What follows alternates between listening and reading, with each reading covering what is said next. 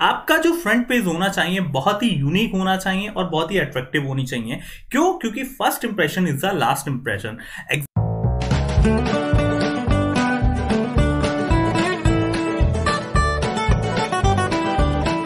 दोस्तों, आज मैं आप लोगों के लिए लेकर आया हूं प्रोजेक्ट की रिपोर्ट तैयार करना कि आखिर प्रोजेक्ट की रिपोर्ट कैसे तैयार करते हैं। तो ये वीडियो उन लोगों के लिए बेहद ही खास होने वाली है जिन्होंने प्रोजेक्ट को कंप्लीट कर लिया है लेकिन वो समझ नहीं पा रहे हैं कि रिपोर्ट फाइल हम कैसे क्रिएट करें। तो आज की इस वीडियो में मैं आपको यही समझाऊंगा कि रिपोर्ट फाइल को कैसे ऑर्डर में लगाना है, कंटेंट को कैसे लिखना है और फाइल किस तरह की यूज करनी चाहिए। तो दोस्तों, सबसे पहले मैं आपको बता दूं, जो आपकी हार्ड कॉपी है उसको एक स्पाइरल बाइंडिंग में कंप्लीट करा लीजिएगा, जो कि इजीली मार्केट में अवेलेबल है। 20 से 30 रुपए में आपके प्रोजेक्ट की स्पाइरल बाइंडिंग हो जाएगी।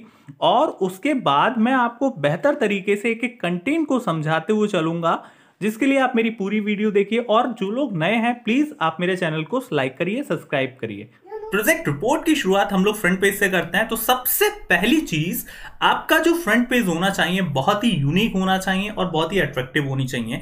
क्यों? क्योंकि first impression is the last impression.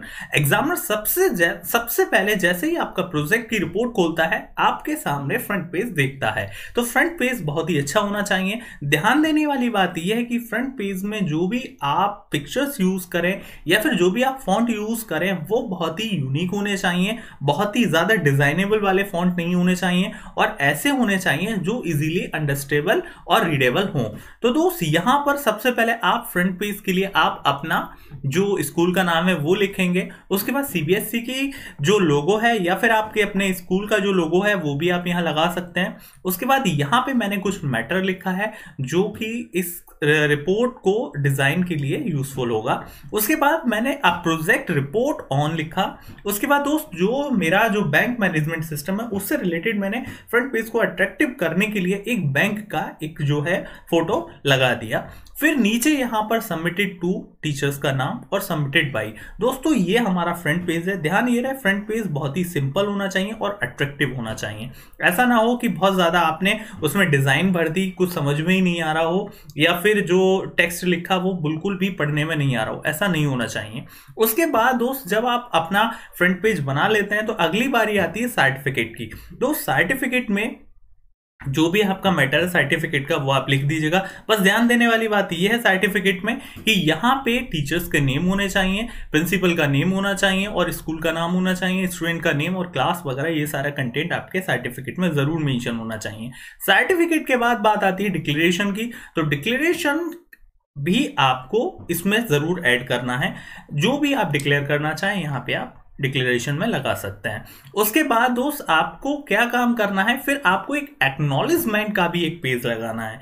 Acknowledgement का यानी कि हमने किस किस को थैंक करना चाह रहे हैं, किन किन की मदद से हमने इस प्रोजेक्ट को बनाया है, ये सारी चीजें जो हैं वो एक्नॉलेजमेंट में आ जाती हैं। तो दोस्तों, एक्नॉलेजमेंट के बाद हम बात करते हैं कंटेंट की, यानी यहां से हमारा मेन चीज शुरू होती है कि हमारा जो प्रोजेक्ट है उसमें हमने कौन कौन सी चीज सीरियलाइजेशन कर रखी है, कौन कौन सा कंटेंट हमने इस रिपोर्ट में लगा रखा है। तो सबसे पहले नंबर पर आप प्रोजेक्ट का इंट्रोडक्शन देंगे। तो ये चीज बहुत ध्यान देने वाली बात है, इसको जरा ध्यान से समझिए।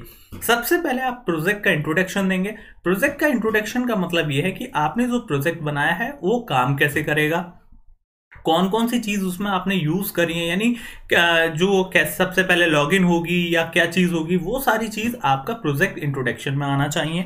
उसके बाद दूसरी चीज है imported file and use function is Python. आपने अपने प्रोजेक्ट में कौन कौन सी फाइल्स को इंपोर्ट करा है या फिर कौन कौन से फंक्शंस का यूज करा है, उन सब चीजों का भी ब्यौरा आपको यहां पे देना होगा। तीसरे नंबर पर आता है आप अपने डेटाबेस और टेबल्स के बारे में भी यहाँ पे डिस्क्रिप्शन देंगे कि हमने किस नाम से डेटाबेस बनाया है और कितनी टेबल्स उसमें हमने यूज करी हैं और हर एक टेबल का जो डिस्क्रिप्शन है वो क्या क्या है, ये भी चीज आपको यहाँ पे मेंशन करनी होगी। उसके बाद चौथे नंबर पे दोस्त, आपको अपने प्रोजेक्ट की कोडिंग यहाँ पे प्रिंट करानी होगी, यानी लिखनी होगी। फिर उससे रिलेटेड उसका आउटपुट, आउटपुट के बाद आपका requirement of hardware and software, यानी इस प्रोजेक्ट को बनाने के लिए आपको किन किन चीज़ों की ज़रूरत है, हार्डवेयर की और सॉफ्टवेयर की। उसके बाद दोस्त आपके प्रोजेक्ट की लिमिटेशंस क्या क्या हैं, कमजोरियां क्या क्या हैं, और उसके बाद आप बिब्लियोग्राफी और लास्ट में प्रोजेक्ट की सीडी, ये सारे चीज आपके एज अ कंटेंट में होंगे। तो मैं बारी बारी से आपको एक एक चीज समझाता हूं और उनमें जो ध्यान देने वाली बात है वो क्या क्या है, वो भी चीज आपको इसके माध्यम से आपको दिखाता हूं।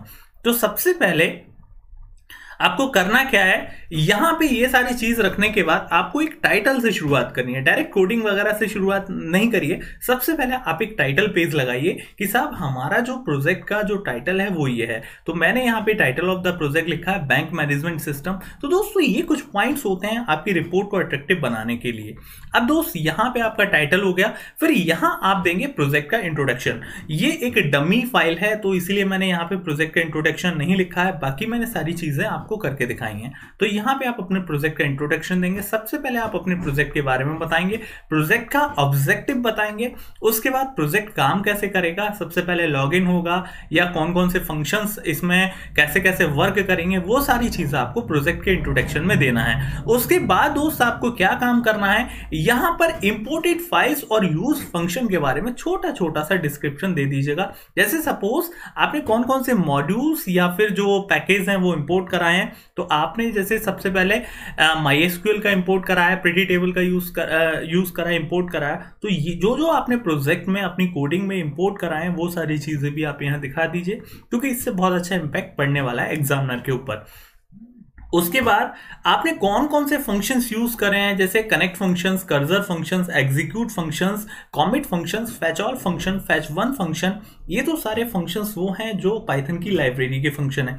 इनके अलावा आपने कौन कौन से फंक्शंस अपने प्रोजेक्ट में बनाए हैं, जैसे यहाँ पे लॉगिन और साइन अप करके मैंने कुछ फंक्शंस इस प्रोजेक्ट में हैं, उन सब का यहाँ पे आपको ब्यौरा देना है।